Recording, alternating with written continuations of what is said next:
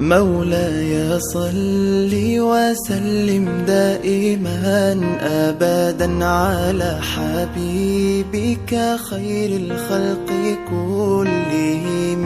مولاي صل وسلم دائما أبدا على حبيبك خير الخلق كلهم.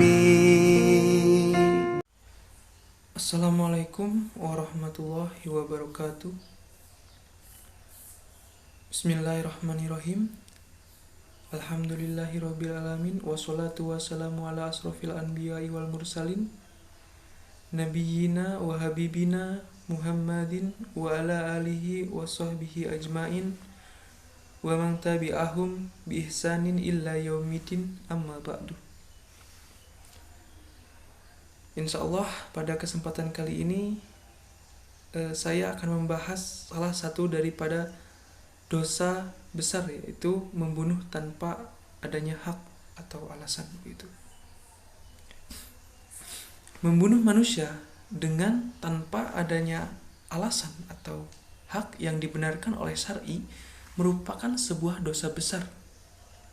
Dalam hal ini Allah Subhanahu wa taala telah melarangnya dengan firman-Nya ya dalam Al-Qur'an, Quran surah Al-Isra ayat 33 yang berbunyi wala taqtulun nafsallati haramallahu illa bilhaq, yang artinya dan janganlah kamu membunuh jiwa yang diharamkan Allah melainkan dengan suatu yang benar, suatu alasan yang benar.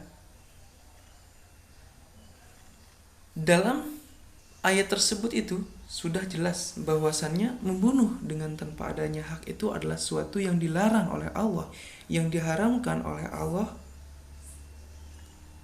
dan termasuk salah satu dosa besar. Selain dalam ayat tersebut, Rasulullah SAW itu dalam hadis menjelaskan tentang hal ini, yaitu bahwasannya membunuh tanpa adanya hak ini adalah bukan sekedar dosa besar.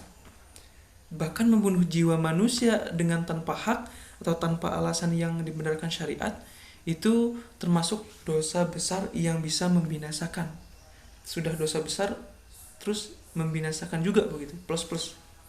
Sebagaimana disebutkan dalam hadis sahih, di sini saya baca ya, an Abi Hurairah radhiyallahu anhu annan nabiyya sallallahu alaihi wasallam qala ijtanibus sab'al mubiqati qalu ya Rasulullah wa ma hunna qala syirku billahi wa syihru wa qatlun nafsil lati haramallahu illa bil haqqi wa aklur riba wa aklul malil yatimi wat tawali yaumaz zahfi wa qadful muhsanatil mu'minatil ghafilati. Mohon maaf sedikit putus-putus ya. Dari Abu Hurairah radhiyallahu anhu dari Nabi sallallahu alaihi wasallam, beliau bersabda, jauhilah 7 dosa yang membinasakan. Lalu para sahabat ini bertanya, wahai Rasulullah, apakah itu? Lalu beliau, Nabi SAW menjawab, yang pertama adalah syirik kepada Allah, yang kedua adalah sihir, yang ketiga adalah membunuh jiwa yang Allah haramkan kecuali dengan hak, yang keempat adalah memakan riba, yang kelima adalah memakan harta anak yatim, yang keenam berpaling dari perang yang berkecamuk, dan yang ketujuh adalah menuduh zina terhadap wanita-wanita merdeka yang menjaga kehormatan, yang beriman dan yang bersih dari zina. Hadis ini hadis sahih ya, hadis sahih yang diriwayatkan oleh Imam Bukhari dan Muslim. Nah, sudah jelas dalam ayat maupun hadis bahwasannya membunuh tanpa adanya hak atau alasan itu termasuk dosa besar, bahkan dosa besar yang membinasakan. Termasuk ke dalam 7 dosa besar yang membinasakan. Nah, berbicara tentang membunuh tanpa adanya hak, tentu kita penasaran apa hak-hak yang bisa menyebabkan seseorang itu bisa dibunuh gitu, bisa halal untuk dibunuh. Nah, dalam hal ini larangan membunuh yang disebutkan dalam ayat dan hadis di atas tidak menimpa pembunuhan yang dilakukan dengan hak. Nah, jadi membunuh itu bisa dilakukan itu dengan adanya hak atau alasan yang jelas. Nah, dalam hal ini Nabi Shallallahu Alaihi Wasallam telah menjelaskan maksud pembunuhan yang hak dalam hadis. Berikut saya bacakan.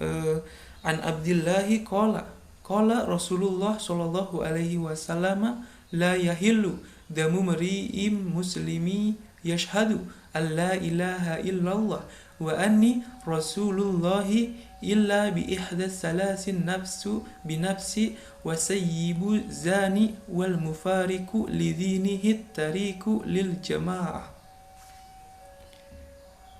Yang artinya dari Abdullah bin Mas'ud, ia berkata Rasulullah Shallallahu Alaihi Wasallam bersabda, tidak halal darah seorang muslim yang bersaksi la ilaha illallah dan bahwa aku adalah utusan Allah.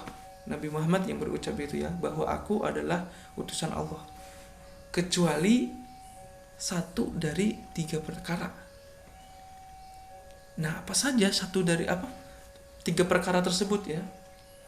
Di sini yang pertama adalah satu jiwa itu halal dibunuh dengan sebab membunuh jiwa yang lain. Nah, misal si A membunuh si B, maka si A tersebut itu halal untuk dibunuh karena karena dia sudah membunuh jiwa yang lain begitu. Namun dalam hal ini membunuh di sini tidak langsung bisa dibunuh begitu, ada aturannya nanti, bukan ada aturannya, nanti ada penjelasannya di bawah begitu. Nah, yang kedua adalah orang yang sudah menikah yang berzina. Saya pernah mendengar hukum ya, saya lupa lagi hadisnya atau ayatnya begitu, yaitu ketika seseorang berzina dan belum menikah itu harus dirajam dan dilempari oleh batu dengan jumlah tertentu, ada batasnya begitu, tidak harus sampai meninggal. Nah, berbeda dengan orang yang sudah menikah lalu berzina, maka orang tersebut harus dirajam dan dilempari batu sampai meninggal begitu, sampai mati. Nah, itu hukum yang pernah saya dengar, itu mungkin bisa dicari-cari lagi, takutnya saya salah, hanya untuk menambahkan ya.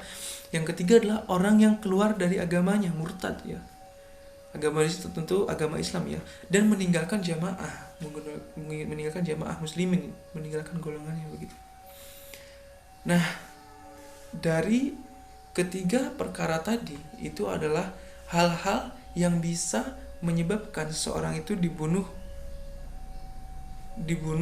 dengan tanpa melakukan dosa besar begitu, legal lah begitu paribahasana. Nah, hadis tersebut itu sahih ya, diriwayatkan oleh riwayat oleh Bukhari dan Imam Bukhari dan Muslim.